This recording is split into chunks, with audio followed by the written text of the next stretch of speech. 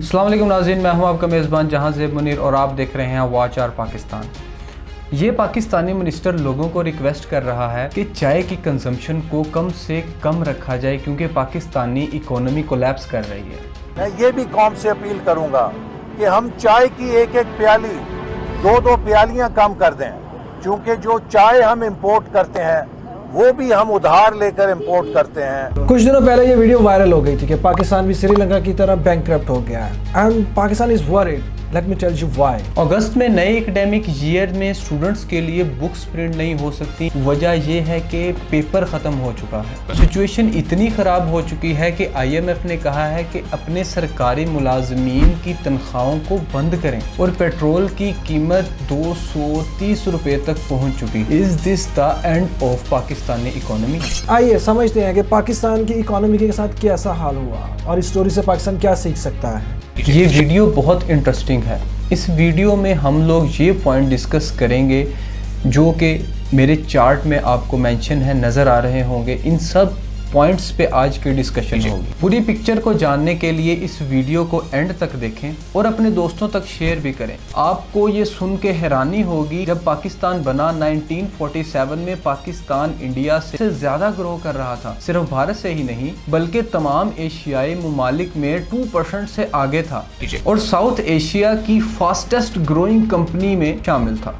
तो फिर मसला कहाँ हुआ? मसला हुआ एक फास्टेस्ट ग्रोइंग प्लान के साथ दैट वेंट रॉन्ग। 1958 में पाकिस्तान में कई पॉलिटिकल चेंजेस, कॉन्स्टिट्यूशन में फंडामेंटल चेंजेस हुए और इन चेंजेस के पीछे कौन था?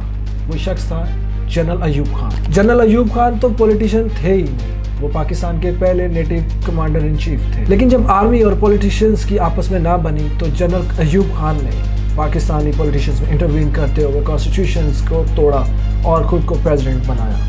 वक्त बदल दिया, जज्बात बदल दिए, जिंदगी बदल दी। इस टाइम पीरियड में पाकिस्तान की सबसे ज्यादा ग्रोथ हुई। मैन्युफैक्चरिंग 8% से भी ज्यादा बढ़ गई। बड़े बड़े डैम बने, नेशनल हाईवे बने, लेकिन the road to hell paved with good intentions. इस ग्रोथ के लिए पैसा आया कहां? पाकिस्तानी लीडर्स ने एक ऐसा पोर्टल खोला जो कि पाकिस्तान की तनज़्ज़ुली में सबसे अहम किरदार अदा करता रहा और उस पोर्टल का नाम है डेट यानी कर्जे। आज तक पाकिस्तान ने 22 मरतबा IMF से कर्जा लिया। सिर्फ IMF से ही कर्जा नहीं लिया, इसने पाकिस्तान ने जो कर्जा लिया वो वर्ल्ड बैंक से भी लिया, एशियन डेवलपमेंट बैंक से भी लिया।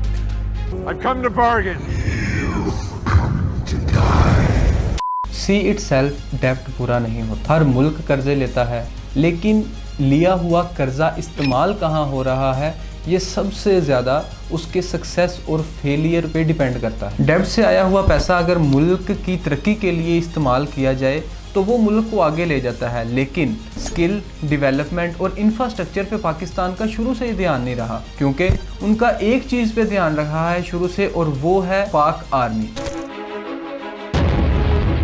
पाकिस्तान के बजट को अगर खोल कर देखा जाए तो साफ साफ पता चलता है कि पाकिस्तान किन दो चीज़ों पर सबसे ज़्यादा खर्च करता है। Number 1 is debt payment and the second one is defence force. Arm forces पर होने वाला खर्चा पाकिस्तान हर साल बढ़ा है। एक वॉर में कोई भी विनर नहीं होता, पैसे भी लगते हैं और जाने भी जाती हैं, लेकिन पाकिस्तान को आज तक ये चीज़ समझ नहीं आई। पाक आर्मी और हमारी मिलिट्री को स्ट्रॉन्ग करने के लिए हमारा जो काफ़ी हद तक बजट जो है वहाँ पे लगा, बाकी जो बजट है वो हमारे डेब्ट की जो रीपेमेंट है उसमें जाता है। 42% लोग पाकिस्तान में पढ़ने लिखने से कासिर हैं, तो फिर कोई फॉरेन कंपनी पाकिस्तान में क्यों आए, इन्वेस्टमेंट क्यों करे, लोगों को जॉब क्यों दे?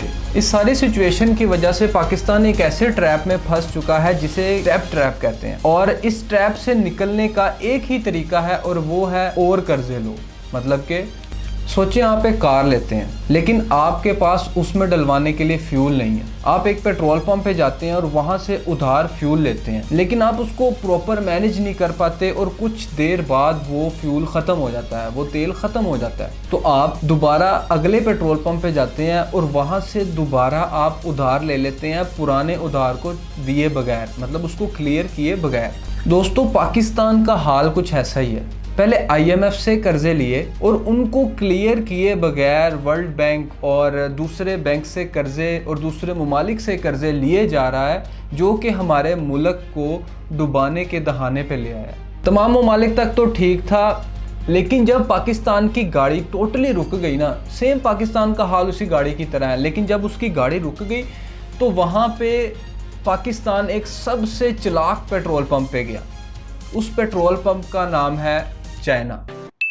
जब पूरी दुनिया किसी को लोन देना बंद कर देती है तो चाइना एज अ सेवियर आता है, बहुत टफ कंडीशंस के साथ। पूरी दुनिया में जो बैंक्स हैं, IMF, world bank, Asian development banks, ये तो 3 से 3.5% पर लोन्स चार्ज करते हैं। चाइना जब आता है, चाइना अप टू 6% चार्ज करता है, और साथ में साथ वो कंडीशंस ये भी लाता है कि जो प्रोजेक्ट्स लगेंगे, जिन प्रोजेक्ट्स के अगेंस्ट लोन दिया जा रहा है, उस पर काम करेगी चाइनीज़ कंपनी। जिन प्रोजेक्ट्स पर चाइना काम कर रहा है वहाँ पर आधे से ज़्यादा लोग चाइनीज़ वर्कर्स हैं। In Gilgit Baltistan, China has cornered some areas that even locals cannot enter। और यहाँ चाइना का ट्रैप खत्म नहीं होता है। थोड़ी देर बाद जब प्रोजेक्ट सक्सेसफुल होता है तो इसमें भी चाइना का फायदा होता है। अगर प्रोजेक्ट लॉस में भी जाए तो भी चाइना को फायदा होता है, बिकॉज वो 6% चार्ज कर चुका होता है। और दुनिया में 40 से ज्यादा ऐसे ममालिक हैं जिन्होंने अपने GDP का 10% से ज्यादा लोन चाइना से लिया हुआ है। ये तो ऑफिशियल नंबर्स हैं, एक्चुअल नंबर्स क्या है कोई नहीं जानता।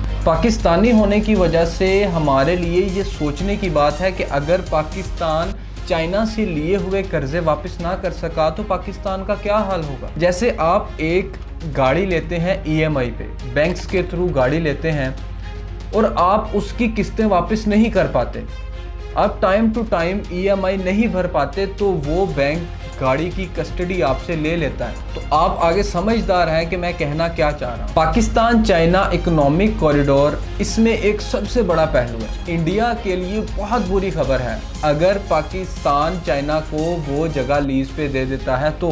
अच्छा, पाकिस्तानी मिनिस्टर ने जब चाय की कंजम्पशन को कम करने का कहा तो कुछ लोग हंसे होंगे, लेकिन इसके पीछे एक बहुत ही सॉलिड और स्पेसिफिक रीज़न है। अगर आप गौर करें तो बहुत ही सॉलिड रीज़न है।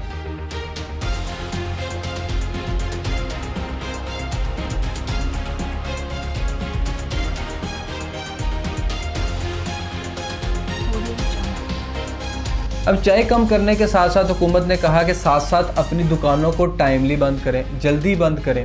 सिटीज़ में स्ट्रीट लाइट्स हैं, वो वक्तन फ़वक्तन अल्टरनेट डेज़ पे कई सिटीज़ की लाइट्स बंद रहेंगी, जिससे हमारा इलेक्ट्रिसिटी जो है वो उसकी बचत होगी। जुमे वाले दिन ऑफिस का काम जो करते हैं उनको कहा गया कि आप वर्क फ्रॉम होम करें। हमें क्वालिटी एजुकेशन पर तो काम करना ही पड़ेगा। पाकिस्तान अपने GDP का 2.5% एजुकेशन पर खर्च करता है, जबकि भारत अपने GDP का 3.5% खर्च करता है। ये डिफरेंस इतना ज़्यादा नहीं। अगर देखा जाए तो डेवलप्ड कंट्रीज़ के लिए ये फिगर 7% का होता है। पाकिस्तान में डेवलपमेंट तो बहुत ज़रूरी है। पाकिस्तान में एक भी प्राइम मिनिस्टर ने अपना टेन्योर पूरा नहीं किया, या तो उनकी असैसिनेशन हो जाती थी, कत्ल कर दिया जाता था, या फिर उनकी हुकूमत उल्टा दी जाती थी, यानी रिजीम चेंज हो जाता था। पॉलिटिकल स्टेबिलिटी फॉरेन इन्वेस्टमेंट को दूर रखता है। जहाँ गवर्नमेंट्स 5 साल की गारंटी नहीं देती, वहाँ कंपनियां 50 साल की गारंटियाँ कहाँ से दें। सारी गलती पॉलिटिशियंस के एटीट्यूड की है। नई हुकूमत पुरानी हुकूमत के प्रोजेक्ट्स को रिवर्स करने में अपनी एनर्जी वेस्ट कर देती है, जो कि ऐसा नहीं होना चाहिए। अपोजिशन का काम मुल्क को रोकना नहीं, मुल्क को आगे बढ़ाना है।